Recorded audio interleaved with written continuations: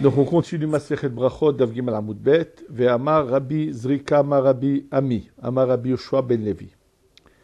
Donc Rabbi Zrika au nom de Rabbi Ami au nom de Rabbi Yoshua ben Levi nous enseigne En Omri Bifnei Met Elad Varav Shel Met.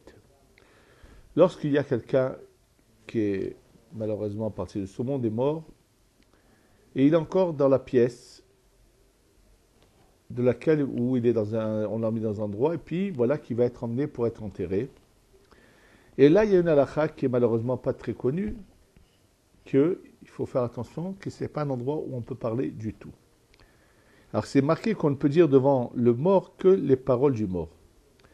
Qu'est-ce que ça veut dire les paroles du mort? On va tout de suite expliquer.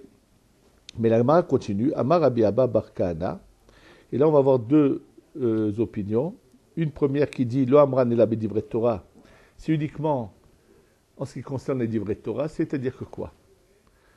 Que le mort ne peut plus étudier. Alors imaginons que par exemple, ils sont en train d'attendre qu'on emmène le mort, et puis il y a deux personnes qui sont à côté de ce mort, ou une personne qui commence à parler de divrei Torah haute voix, ou bien une avec l'autre, elle commence à dire tiens, tu sais ce qu'on a étudié, voilà.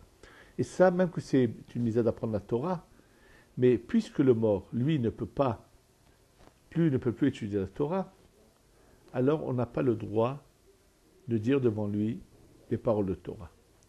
Mais dans ce cas-là, qu'est-ce que ça signifierait? Les paroles du mort. Alors pour les comprendre, la Gemara dans Masechet Baba Kama raconte que là-bas sur un des rabbanim, Vekavod Asulo Bemoto, et l'honneur qu'ils lui ont fait dans sa mort, Shehoshivu Yeshiva al Kivro, que après qu'il avait été enterré, le Rav, c'était un Rosh Yeshiva, ils ont décidé de faire un Beth Midrash sur sa tombe. Et la question est, et là-bas c'est le divrei Torah. Donc on voit que le divrei Torah, on ne peut pas étudier devant le mort. Donc comment se fait-il que, parce que je ne sais pas s'il est le mort devant nous, même s'il est enterré, si on est à côté de sa tombe, on ne peut pas non plus. De la même manière que dans un cimetière, on ne peut pas étudier la Torah non plus.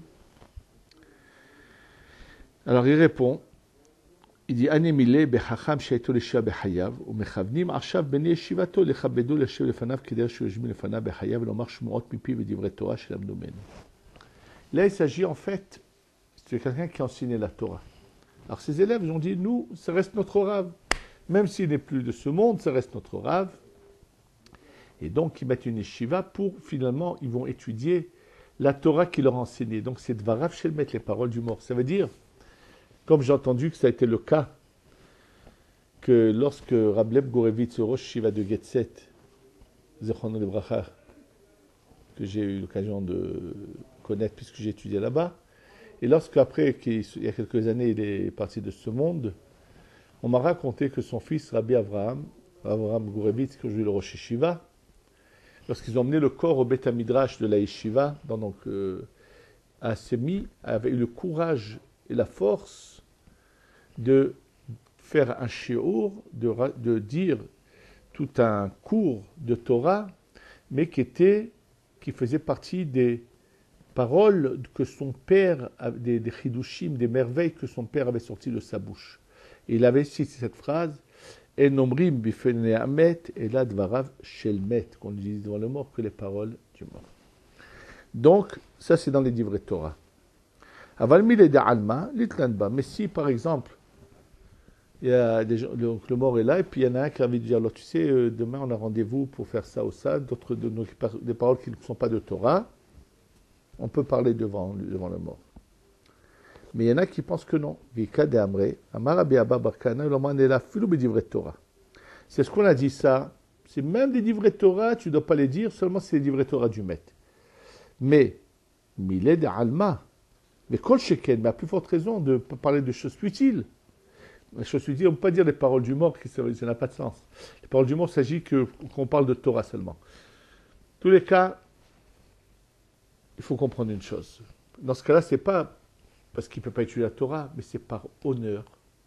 Tu viens honorer un mort, ne parle pas de ta vie privée, de tout ce que de tes projets. Ce n'est pas du tout le... Et c'est là, j'ai l'occasion de vouloir dire quelque chose que j'ai vu,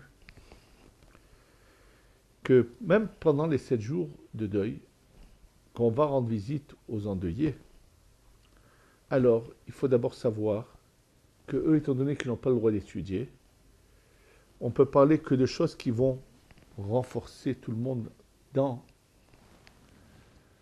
le service d'Hachem. Mais éviter de parler de mamash, de dire des divrei Torah qui sont juste des divrei Torah. Et je sais que Rav Ben Sion Abba Shaul venait des rabbanim des fois, et donc quand il voulait donner du renfort en parlant de choses, il arrivait de vouloir tout d'un coup expliquer des psukim, il les arrêtait, et il se mettait à parler des éloges de son père.